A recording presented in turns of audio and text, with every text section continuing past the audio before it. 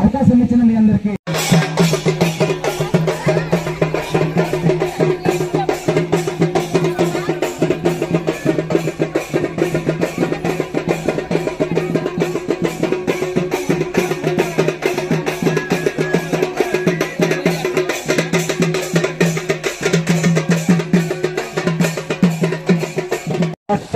విద్య వాళ్లకు ఉపాధి కల్పించడం అంటే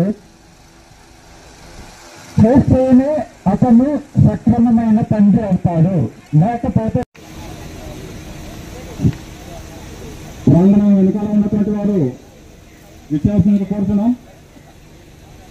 త్వరలో సభ ప్రారంభమవుతుంది కావున వెనుకాల మరి ఈ కార్యక్రమాలు నిరంకుశంగా పాలిస్తున్న క్రమంలో ఇటువంటి నిరంకుశ పాలనకు అంతమందించాలనే ఉద్దేశంతో జనసేన, బీజేపీ, టీడీపీ కూటమిగా ఏర్పడి ఈ రోజున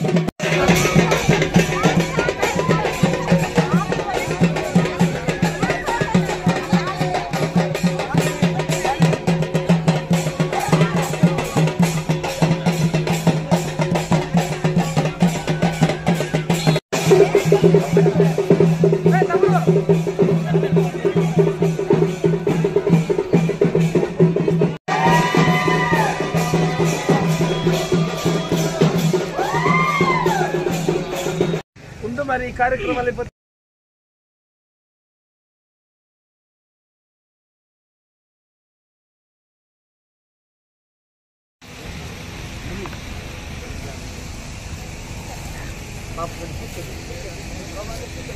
శ్రీమతి ఇంకొంచెం ఎనర్జీ.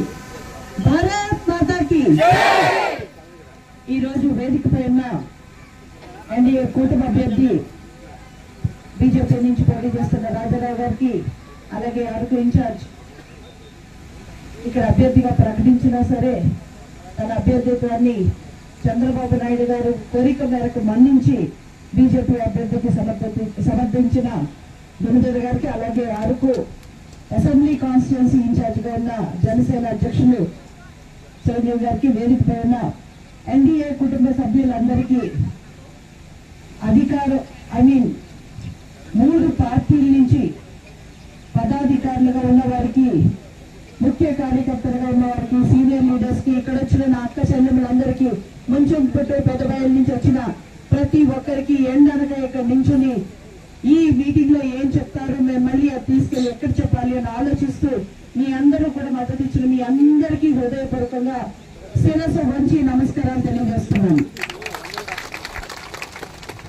మొట్టమొదటిగా ప్రధాన సభ మైక్ ఇచ్చారు, కూడా వేదిక మీద రావాల్సిన కూర్చు మైక్ ఇస్తూ అమ్మ ఫోన్లు ఎత్తండి అని చెప్పారు.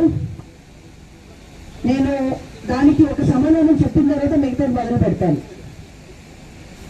అరకు పార్లమెంట్ లో, అరకు అసెంబ్లీలో 5 మండలాలు ఉన్నాయి, 6 మండలాలు ఉన్నాయి. 6 మండలాల్లో ఉన్న నాయకులు ఫోన్ ఎత్తుతేనే రాజారావు గారి ఫోన్ జామ్ అయిపోతుంది. 38 మండలాలు, 3 మున్సిపాలిటీలు, ఇంతమంది ప్రజాప్రతినిధులు ఉన్నారు ఇక్కడ. ఖచ్చితంగా సమస్యలను నేను ప్రతి ఒక్కటి కూడా పరిష్కార దిశగా నేను కృషి చేయడానికి ట్రై చేస్తాను. అలాగే మీరే ఇప్పుడు పొద్దున మీ ఎదురుగా నేను కూర్చొని ఫోన్లు మాట్లాడుకుంటే మీరు అభ్యంతరం వ్యక్తపరుస్తారు. అలాగే నాయకులు అందరి ఎదురుగా ఉన్నప్పుడు ఫోన్ మాట్లాడడం అనేది నేను నార్మల్లీ మాట్లాడను, ఎప్పుడు సమయం ఉన్నా కూడా నేను మాట్లాడతాను. కానీ సమస్యలన్నింటినీ కూడా నేను ఎప్పుడు పరిష్కారం